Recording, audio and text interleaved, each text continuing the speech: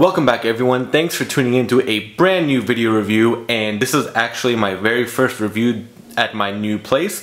I recently moved to a new apartment and still trying to get settled in. As you can see, I have my, oh, and there goes my TV.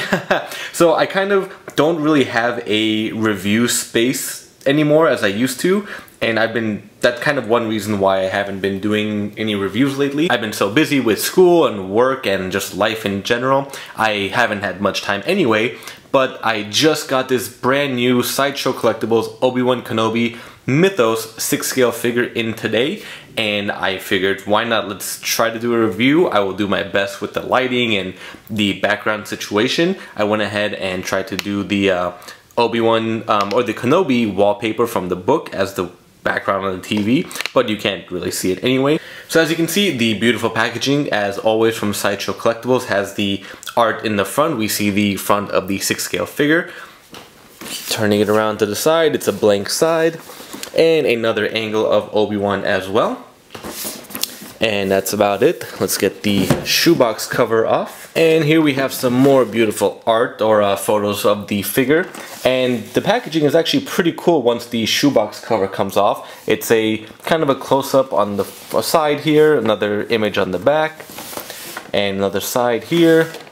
We kind of have his belt on the bottom here. And the bottom has another angle as well right there. So let's get this slip cover off. And there is the figure. Now let's go ahead and unpackage this guy and take a look at the figure much more closely. Alright, so we have taken out Obi-Wan from his packaging and all his accessories, but this guy has a pretty good amount of accessories, which I will do a close-up in just a moment, and he is a pretty cool figure. So he does come with a number of hands, which I will close up in focus in just a moment. There we go. So it's pretty cool, the glove feature that they have on all of these. The nice wrinkling and stitches they have. The dirty fingers, they really paid attention to. Oh, come on, focus for me. There we go, sorry about that guys. Again, still getting used to the new camera actually as well, and the new lighting. There we go, so hopefully you can see that better. But you can see, you know, they really paid attention to the dirty fingers and fingernails and just the brownish tone, or, you know, the actual brown color that matches the rest of his outfit, like the boots and his robe. So there's this gripping hand, there's the fist. We have another somewhat of a gripping hand, another fist as well, and then another, I guess for the rifle right here. Now we also do have a number of lightsabers. As you know, we have Anakin's, which would become Luke's lightsaber in episode 4. Do a little close-up. There we go. So it's a pretty cool, you know, it's been a while since I've purchased any new Sideshow Jedi figures or Sideshow figures at all. So I'm not sure if this is just a reproduction or if it's a brand new mold and design, but it's a pretty cool one nonetheless. They did a really good job at it. Did some nice weathering and a darker gray to it instead of a metallic tone. Qui-Gon Jinn's lightsaber, which if you've read any of the Mythos stories or the Kenobi book or any of the, you know, expanded universe or legends, whatever we are at right now, you know, he did hold on to this, so that is really cool to see, and they did a great job with that as well. And of course we have his very own lightsaber here. This has always been one of my favorites. Of course, being my favorite character, I'm going to have to say my favorite lightsaber is his. And you can hook this on his belt, which I will show you all in a moment when I get all the accessories on. And it also comes with the lightsaber blade. And let me get that popped in right here, if it does pop in. No? Okay, well this is interesting. It seems like the lightsaber blade does not actually go in to the lightsaber hilt, because when I push it in, that is as far as it goes.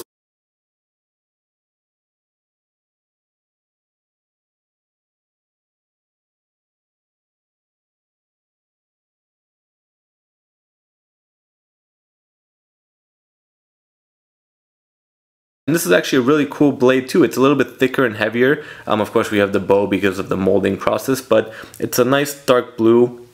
And they actually did not do a great job here. You can see all the wrinkles and issues here. I don't think they tried to go with like a static look because the rest of the blade is smooth. That's kind of an upsetting feature that they couldn't polish out or fix up. Or if it's from the paint too, they didn't do a great job at the paint.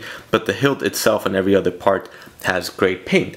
Now we also have what appears to be a flashbang, I guess, flash grenade, stun grenade, something here. So a little, you know, simple accessory. We do have the binoculars, which are really cool, that we did see Luke use in episode 4 as well.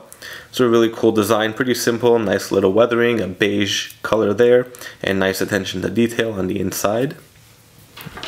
We have his long, what appears to be somewhat of a Tusken Raider rifle or a musket in the real world.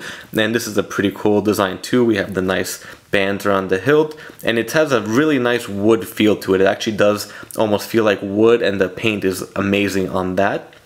And we have the little coils and somewhat of a shine and a weathered shine at the top for the barrel. And looking down the barrel of the gun. So this gun is pretty cool. It's really a great accessory to have here. Let's take a look at the goggles here. That beautiful metallic or a burgundy red for the eyeglasses. That's really cool to see. And this, I already tried it on. This fits nicely around his head. And of course you can't see through it, which is kind of a bummer, but that would have been cool to have actual see-through lenses right there. And as for his backpack, you can see it's kind of a makeshift of his backpack and his clone armor. We do have the Jedi symbol here, the shoulder pads, and the, I guess the other part of the shoulder pads here, where the traps are.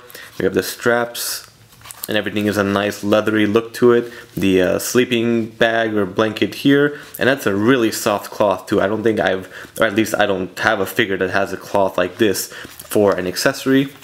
Really cool features here with the little ropes holding this in place, and the this doesn't turn, but you know, you would imagine it does turn in the wind.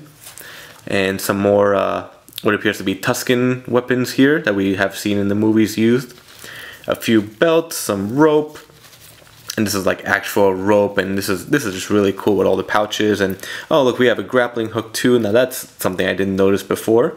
Hopefully I captured that in the video. And yeah, everything is pretty well secured to it. I don't see any openings, and I don't want to... this does come up just a little bit, but there's no flap unless... Let's see, does this flap come up? Oh, this does come up a little bit, but... Is there an opening? Oh yeah, so inside here they just put some foam to keep its shape, and I don't want to lift it because then this will all fall apart. But I will just keep it that way the best that I could, or I can. And this appears to be a slot or pouch for the rifle as well. So nice weathering all around. The blanket is torn up and looks really cool. Looks like it's been actually used. The weapons don't have too much weathering back here, but the ropes and whatnot do. So let's take a closer look at the figure since we have him out before I put on all the accessories. The face is pretty interesting. It definitely reminds me of Alec Guinness, but it also has the subtle hints of Obi-Wan. I mean, different angles kind of give you a different perspective on it, but overall it's definitely more leaning towards the Alec Guinness look, I guess younger Alec Guinness. The brown hair and beard kind of reflect more Obi-Wan as well, but the beard style is the Alec Guinness look that we saw in the movie. And you know, his traditional Jedi garments he has on, they are really dirty. I hope the light can capture that well. But they have some nice yellowing and browning on the flaps, or no, straps here and on the chest and area, and you have some tethering and ripped parts there.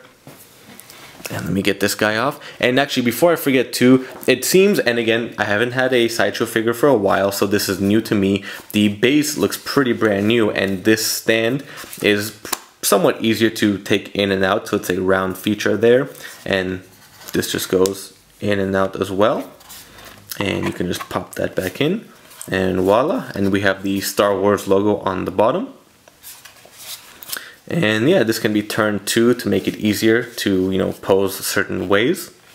That's a really cool design, something new and different. So taking a look again at the figure, some beautiful texturing to the hair and the face with all the wrinkles, and you can really tell he's aged from the Order 66 mishap and the Fall of the Jedi. You can start seeing some very subtle grays. I don't know if you can capture that in the video, but I can definitely see that.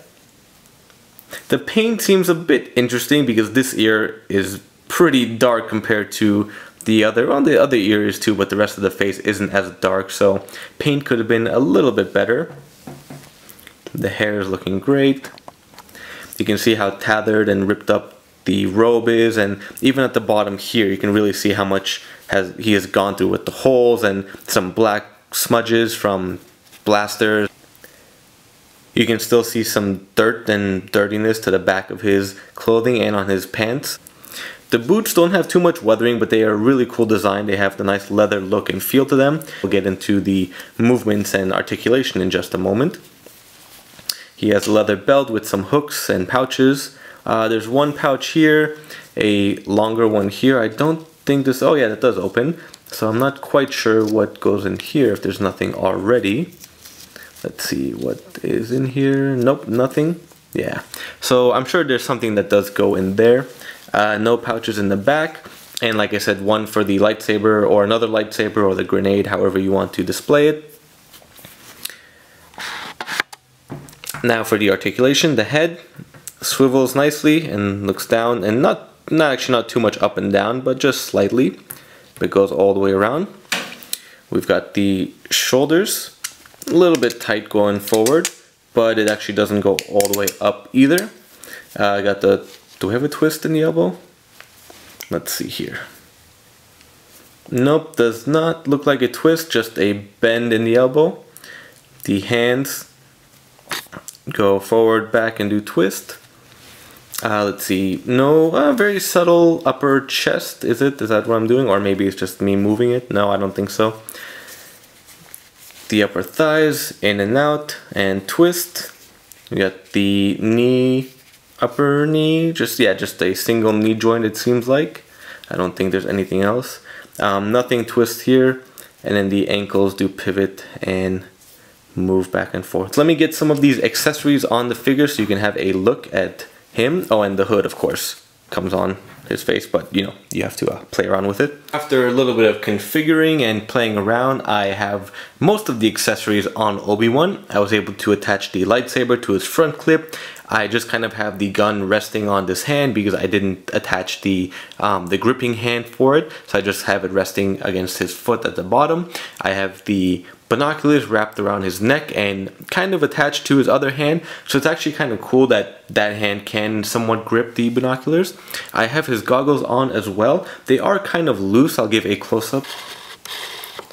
So they are a little bit loose, they don't fit too snug, which is I guess good, so you don't have to worry about stretching or breaking them. But they're also kind of goofy looking, to me at least. I mean, they give him a very bug-eye look, and they rest well on his nose, so it is shaped well. It's just kind of loose, so you have to, you know, figure it out so it doesn't look all wobbly. Now let's take a look with the goggles kind of on his forehead. They can't really rest here, but what I did do is kind of put him above the hairline to rest. So there's a better look at the goggles resting above his forehead, or on his forehead I should say. Now flipping him around.